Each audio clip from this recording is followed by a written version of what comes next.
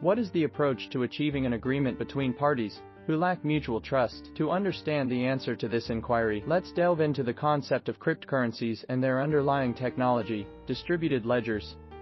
Distributed ledgers refer to a shared and synchronized database spread across numerous locations, institutions, or geographic regions, accessible to multiple individuals.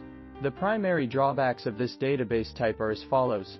Scalability issues arise due to the necessity for repeated validation of transitions between states during transaction validation. Transactions expose both the application where the transition took place and its internal state. These disadvantages collectively result in numerous challenges and deter the adoption of this database type. The solution to the problem: Zexe. Zexe, a distributed ledger-based system where users can perform autonomous computations and subsequently create transactions to validate these computations, which satisfy two main properties. First, transactions hide all information about autonomous computations. Second, transactions can be verified over time by anyone, independently of autonomous computation. Autonomous computing in Zexe allows to use multiple applications to implement state transitions, such as token exchanges, elections, bidding on markets, running simultaneously on top of the same distributed ledger. Zexe supports this functionality by providing extensibility. Users can perform arbitrary functions of their choice without asking anyone's permission. Isolation. Malicious functions cannot interfere with the computation and data of honest users. Inter-process communication. Functions can exchange data with each other. We can quickly check the validity of a computation or transition by checking the proof. This operation will be less computationally expensive than performing the whole computation. Transitions can be accepted in the layer by checking the proof.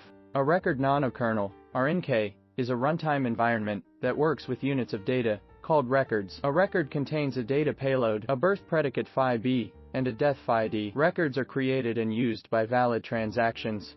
These predicates control two defining moments in the life cycle of a record, namely creation and use, and therefore they are called the predicates of birth and death of a record.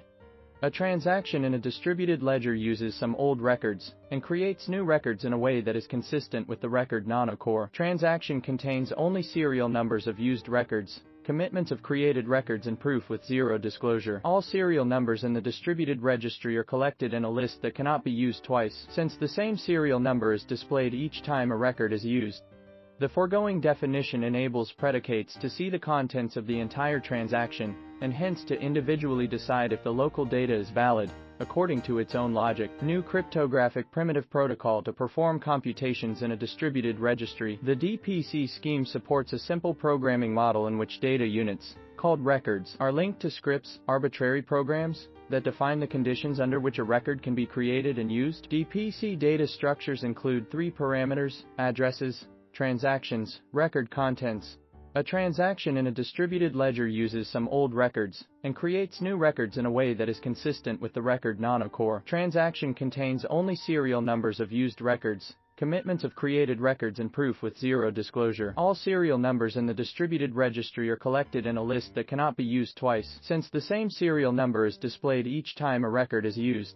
To execute a transaction, the user first selects some previously created records to use, collects new records to create payloads and predicates, and then solves other aspects of the local data, such as the memorandum and auxiliary input data. If the user knows the secret keys of the records used and if all relevant predicates are met, then the user can create a proof with zero disclosure to add to the transaction.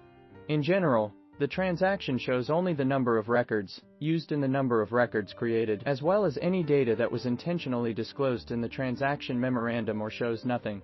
These are cryptographic primitives that allow the tester to convince the tester that a certain statement, computation, is true. Completeness. Given the statement and the witness, the verifier can convince an honest verifier. Credibility. The attacker cannot convince the verifier that the assertion is false. Zero disclosure. The proof reveals nothing but the truth of the claim. Brevity. The proof is small and easy to verify. The core of the matter lies in verifying these assertions, which involve user-defined predicates. To handle this, we would be compelled to construct the entire system on ZK snarks for universal computations, requiring costly tools. The benefit of ZK snarks lies in their continuous time verification, meaning the verification duration remains unaffected by the computation's size. This property is particularly advantageous from a privacy perspective, as varying verification times could potentially reveal the nature of operations being performed. Zexe, a protocol crafted to preserve user privacy, enables the execution of arbitrary programs in public registries. It effectively addresses two key issues present in distributed registries. Firstly, computations can be executed offline, and a proof of their correctness is subsequently submitted to the registry. Rapid verification of this proof bypasses the problem of redundant array execution, resulting in scalable solutions. Secondly, Zexe ensures confidentiality by safeguarding data and functions from observers. They are unable to access information about the data used in computations, nor can they determine which specific functions were called,